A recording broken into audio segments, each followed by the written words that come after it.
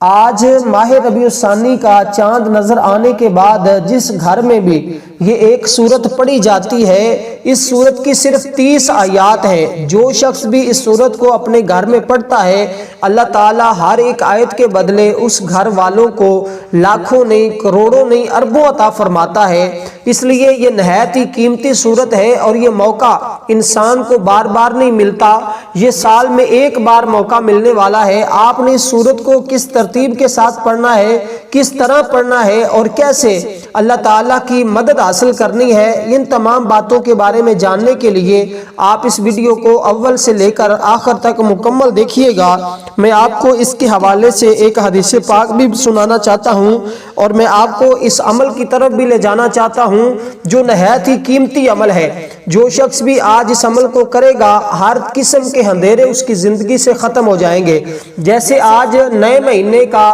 نیا چاند نکلے گا، اس کی زندگی کے بھی ایک نئے موڑ آنا شروع ہو جائیں گے، اس کی زندگی میں نئی بہاریں آنا شروع ہو جائیں گی، ہر قسم کی تنگ دستی پریشانیاں اس بندے سے دور ہو جائیں گی، اور وہ بندہ جس حاجت کے لیے، جس مقصد کے لیے اس سورت کو پڑھے گا، اللہ تبارک و تعالیٰ اسی مقصد کے اندر اس بندے کو کامیاب عطا فرمائے گا۔ میں آپ کو بتا دینا چاہتا ہوں، یہ ایک ایسی صورت ہے جس کے بارے میں حضور کے چچا حضرت ابن عباس رضی اللہ تعالی عنہما وہ خود ارشاد فرماتے ہیں کہ میں نے رسول اللہ صلی اللہ علیہ وسلم سے یہ سنا کہ ایک شخص سے آقا نے فرمایا کہ میں تمہیں ایک ایسا، حدیث پاک میں یہ بات درج ہے اور بڑی اہم ہے، ترمذی شریف کی حدیث پاک ہے اور بڑی پیاری حدیث ہے، آپ سنیں گے یقین جانیں۔ اور اگر کسی شخص کو اس کے بارے میں پتہ چل جائے کہ اس سورت کی کتنی فضیلت ہے، کتنی شان ہے، کتنی عظمت ہے، تو روایات کے اندر یہ بات بھی درج ہے۔ صوفیاء فرماتے ہیں، عاملین حضرات بتاتے ہیں کہ جو شخص کو پتہ چل جائے کہ یہ سورت کی کتنی طاقت ہے، وہ بندہ سالہ سال یہی سورت ہی پڑھتا رہے۔ اس قدر اس کی برکتیں اور رحمتیں ہیں اور اس کے اندر اللہ تعالیٰ نے اتنی تاثیر اور طاقت رکھی ہے کہ جو شخص اس کی 30 آیات کو پڑھ لیتا ہے، اور فرمایا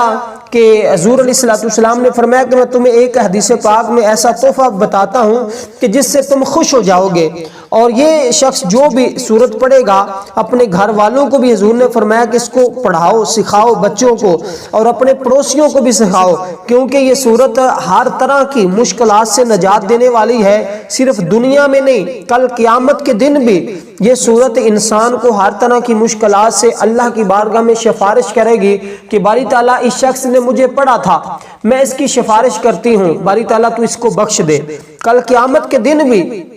یہ سورت اللہ کی بارگاہ میں مجادلہ کرے گی، جھگڑا کرے گی، اللہ رب العزت سے مطالبہ کرے گی کہ اسے عذاب جہنم سے محفوظ فرما لے، اس وجہ سے کہ اس نے پڑھا تھا مجھے، اور عذاب قبر سے بھی وہ بندہ محفوظ ہو جائے گا، اور اس کی یہ سورت سفارش کرے گی جو بندہ بھی اس سورت کو پڑھے گا۔ اس کی بہت زیادہ فضیلت ہے، البتہ اس کی طرف جاؤں تو بہت وقت چاہیے، اور اس سورت کی بہت زیادہ فضیلت ہے، اس لیے میں صرف آپ کو اس کے پڑھنے کا طریقہ کار کی طرف جاتا ہوں کہ آپ نے اس کو کیسے پڑھنا ہے۔ آج جب اعلان ہو جائے، آپ کو خبر مل جائے کہ چاند نظر آ رہا ہے، جب آپ اپنی جاگتی آنکھوں سے چاند کو دیکھ لیں تو اس وقت یہ 30 آیات والی سورت کو آپ نے اس طرح پڑھنا ہے کہ سب سے پہلے حضور علیہ السلام کی ذات اقدس پر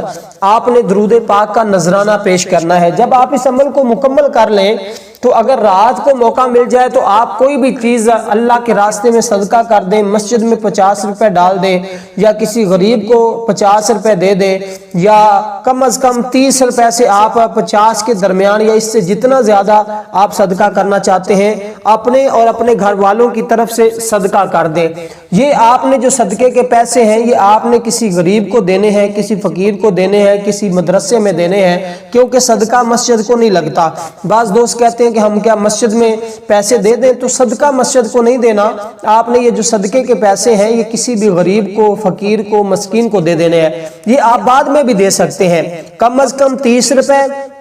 زیادہ سے زیادہ جتنا آپ کو حسب توفیق ہے آپ اتنا اللہ کے راستے میں صدقہ کر دیں۔ اس سے انشاءاللہ ہر قسم کی بلاؤں سے اللہ تعالیٰ آپ کی حفاظت فرمائے گا، اور پورے 30 دن آپ کے گھر میں رحمت برستی رہے گی، آپ کو ایسے ایسی جگہوں سے رزق آئے گا جیسا آپ نے کبھی اپنے وہم و گمان میں بھی نہیں سوچا ہوگا۔ تو سب سے پہلے آپ نے درود پاک پڑھنا ہے حضور علیہ السلام کی ذات اقدس پر، کیونکہ درود پاک کی بڑی ہی فضیلت ہے، اور ایک مرتبہ درود پاک پڑھنے سے اللہ تبارک و تعالی اس بندے کے 10 گناہوں کو معاف فرما دیتا ہے، 10 درجات اس کے بلند ہو جاتے ہیں، اور اللہ تبارک و تعالی بے حساب اس بندے کو نیکیاں عطا فرماتا ہے جو بندہ بھی درود پاک پڑھتا ہے۔ تو آپ نے درود پاک کون سا پڑھنا ہے، اس کے حوالے سے میں آپ کو بتا دوں کہ ہم جو نماز کے اندر درود پاک پڑھتے ہیں جس کو درود ابراہیم کہا جاتا ہے، آپ یہ درود ابراہیم پڑھ لیں۔ اگر یہ آپ کو نہیں آتا تو پھر آپ کوئی سا بھی درود پاک پڑھ سکتے ہیں، جو بھی آپ کو چاہے چھوٹا ہی درود پاک پڑھ لیں، صلی اللہ علیہ وسلم، یہ درود پاک بھی آپ پڑھ سکتے ہیں۔ جب آپ نے درود پاک پڑھ لینا ہے تو پھر آپ نے ایک تسبیح یعنی کہ 100 بار آپ نے یہ کلمات پڑھنے ہیں، اعوذ باللہ من الشیطان الرجیم، اعوذ باللہ من الشیطان الرجیم، اعوذ باللہ من الشیطان الرجیم، اعوذ باللہ من الشیطان الرجیم، اعوذ باللہ من الشیطان الرجیم، اعوذ باللہ من الشیطان الرجیم، یہ آپ نے تعوذ پڑھنا ہے، یہ 100 بار پڑھنا ہے۔ اس کے بعد آپ نے 100 بار پہلا کلمہ لا الہ الا اللہ، لا الہ الا اللہ، لا الہ الا اللہ، لا الہ الا اللہ، لا الہ، اتنا پڑھنا ہے۔ جب آپ اس کو مکمل کریں گے، 100 کی تعداد پوری ہوگی، تو پھر آپ نے پڑھنا ہے محمد الرسول اللہ صلی اللہ علیہ وسلم۔ یہاں تک اب آپ کا یہ عمل مکمل ہوا۔ اب آپ نے صرف اور صرف ایک بار اس سورت کو پڑھنا ہے، 30 دنوں تک تمام سختیوں سے